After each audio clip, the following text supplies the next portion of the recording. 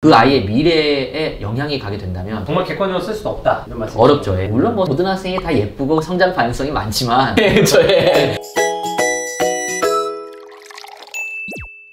한국의 공교육은 이제 버텨주는 것만 해도 감사하게 생각을 해야 된다. 어떤 면들이 옛날보다 더 어려워졌고 비교해봤을 때 어떤 점이 달라졌는지. 옛날에는 뭐 어떤지 모르겠지만 행정 업무가 되게 많고요. 행정 업무를 대신할 사람이 많아지면 교사의 업무가 좀 간소화 되겠구나라는 생각을 했었는데, 담당하는 교사만 할 수 있는 업무도 되게 많거든요. 교사가 담당하는 학생 수가 획기적으로 주는 게 아니라면 선생님이 맡아야 되는 업무가 되게 많은 것 같아요. 교과에 시간을 투자할 수 있는 그런 여력이 어려운 것 같아요. 우리 가정의 인식은 그래요. 선생님들은 방학도 있고 11시, 12시까지 일하는 것도 아니지 않느냐. 왜 그렇게까지 힘들다고 하는지 잘 공감이 안 가시는 분들도 분명히 있을 것 같아요. 사람을 대하는 직종이다 보니까 시간 투자해서 하는 거랑은 좀 또 다른 부분이 있고, 행정적인 업무에 대해서 시간적인 여유가 있을 것 같이 보이지만 사실 그렇지는 않고요. 수행평가를 한 학기에 3번 친다고 생각을 해서 100명을 담당한다고 가정을 하고 다양한 자료들을 취합해서 하는 경우가 많다 보니까 600개의 어떤 자료들을 취합을 하고 검토를 하고 평가를 해야 되는 상황이 되잖아요. 그것들을 학생들에게 또 납득을 시켜야 되니까 이것만 해도 사실은 간단한 건 아닌데, 지필평가도 그것 관련해서 이제 문제 검토하고 수십 번 다시 풀고, 그 와중에 선생님들이 담당하는 업무들이 다 있거든요. 그와 관련의 업무도 있지만 그 외에 행정 업무도 같이 해야 하니까 굉장히 많아지게 되죠. 학생의 인권 보호한다고 교육이 무너졌다라고 얘기하시는 분들이 사실 굉장히 많아요. 정말 선생님마다도 얘기가 다 달라서 민감할 수 있는데 그거랑은 저는 별로 상관없다고 생각해요.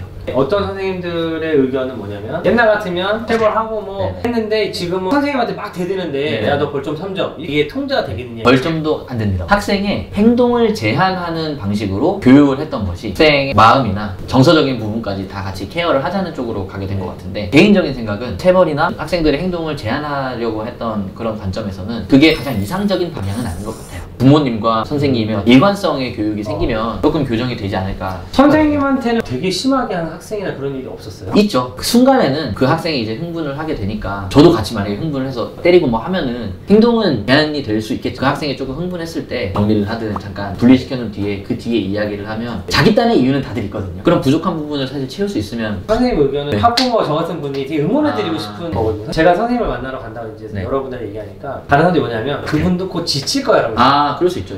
소송 관련돼서 뭐 큰 건을 맡거나 하면 학생들이랑 어느 정도 거리를 두면서 그런 사건 자체가 안 생기게 하는 것을 교직관이 좀 변해가는 분들도 간혹 있죠. 선생님 같은 뭐 이런 마음을 계속 유지하도록 저희가 도와드리고, 이런 분들이 칭찬을 받게 하려면 그럼 어떻게 해야 됩니까? 경쟁적인 어떤 그런 문화에서 과정이나 그 학생 성장을 보려고 하는 관점으로 보는 게 더 좋은 것 같아요. 초등학교, 중학교, 고등학교 선생님 만나보면 확실히 교육은 바뀌고 있는 것 같아요. 선생님들 의식, 학부모들 의식도 다 올라간 것 같아요. 그런데 입시가 안 바뀌어요. 원래 문화라는 건 빨리 안 바뀌잖아요. 전반적으로 바뀌고 있는 부분은 있지만 대학 입시는 제가 학창시절에 했던 입시랑 크게 다르지 않거든요. 대학의 선발 자율권 어떻게 생각하세요? 교사 입장에서 좋아할 것 같아요. 수능이나 내신이나 생기부 같은 것들이 선생님들한테 되게 부담이 되거든요. 제가 관찰한 내용이 학생의 입시에 불리하게 돼서 그 아이의 미래에 영향이 가게 된다면 정말 객관적으로 쓸 수도 없다 이런 말씀. 어렵죠. 물론 뭐 모든 학생이 다 예쁘고 성장 가능성이 많지만 제가 생각하는 평가와 기록은 그걸 보고 다음 방향으로 나아가는 용도로 사용되는 게 평가의 기록인데, 지금은 그게 아니라 입시가 되는 거니까 대학에서 자율적으로 해주면 선생님들은 좋을 것 같아요. 부모님들이나 교육에 관계되어 있는 그런 분들이 보시기에는 결국 그 선생님과 함께 그 학생의 성장이나 발달 부분에 관심을 두고 그런 부분에 계속 학생들에게 자극을 주고 성장할 수 있게끔 하는 게 좋은 것 같고, 결국 어떤 애들이 대학을 잘 가든가요? 일단 지치지 않는 학생인 것 같아요. 어떤 학업에 대한 흥미도 어느 정도 있고 일관적으로 공부를 열심히 하는 학생이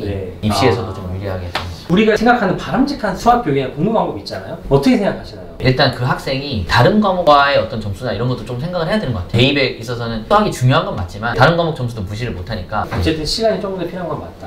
그럼 어렸을 때 많이 해야 되겠네요. 결국. 아무래도 결정적인 시기나 성장을 하는 시기는 어린 시기일수록 더 좋다고 생각합니다. 어떻게 생각하세요? 교사라는 직업 안정적인 직업과 급여 뭐 이런 것만 보고 교사로 택하기에는 좀 어려운 것 같고요. 그 본인이 가진 과를 좀 좋아하고 학생들과의 호흡, 그리고 그게 사회에 어떤 기여를 한다고 생각이 드는 사람이면 해도 충분할 것 같아요. 입시가 바뀔 수 있도록 어른들이 노력해야 되는 건 확실히 많아요. 물론 제 말을 듣고 섭섭하신 분들도 있고 화가 나시는 분도 있겠지만, 정말 좀만 더 힘내서 서술형 노술형 문제 내시고 그렇게 하시는 분들한테 적어도 박수라도 쳐드리고 싶다.